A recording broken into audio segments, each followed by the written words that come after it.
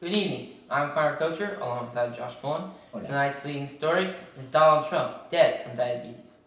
Doctors say that high blood sugar, or hyperglycemia, was the cause. This happens when the process of homeostasis cannot let in and regulate the glucose levels in the body's cells, which Trump did not have enough of. Trump, who had type 2 diabetes, was not eating healthy or exercising during his stressful campaign. Trump is one of many Americans who have suffered from diabetes. Since 2012, 29 million Americans suffer from diabetes. Diabetes is the seventh leading cause of death in the United States. Diabetes is when you eat food, your body turns food into sugar or glucose. At that point, your pancreas is supposed to release insulin. Insulin serves as a key to open your cells, allow the glucose to enter, and allow you to use glucose for energy. With diabetes, this system does not work properly. There are two types of diabetes, type 1 and type 2. Type 1 diabetes is the body's immune system attacks part of the pancreas. It destroys insulin-producing cells. People with type 1 diabetes take insulin injections to regulate. Type 2 is the most common, also called non-insulin dependent diabetes. People with type 2 diabetes are able to produce some insulin, but is never enough. Type 2 is often tied to people who are overweight. Treatment for type 2 diabetes consists of being on a diet and exercising regularly. Now to Josh. Because it's such a crazy death, we're going to list the risk factors of diabetes. That way anybody can check themselves to make sure they're safe.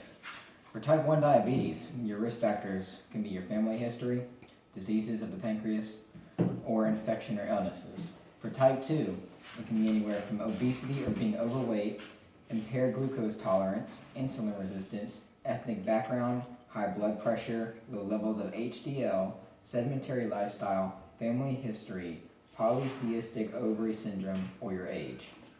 Now to Connor. Complications from diabetes include foot complications, stroke, high blood pressure, kidney diseases, HHNS, nerve damage, and sometimes heart attacks. Now back to Josh.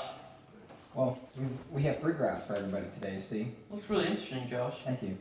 Graph 1, it'll show the where diabetes is most common with males and females through the United States. It looks more down in the southern for males and for the females. Females most likely in Texas.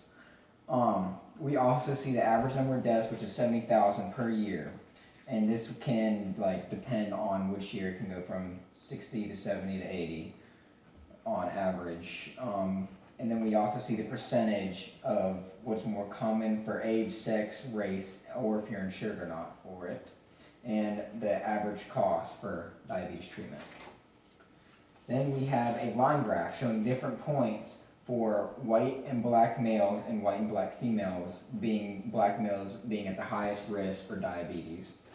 And then our third and final graph shows the U.S. adult diabetes population. 11.3% is the population with diabetes, 35% is the population at risk of diabetes, and 53.7% shows that the adult population that does not have diabetes or is not at risk. Thank you for watching Jones Biology News Network, and go Trojans!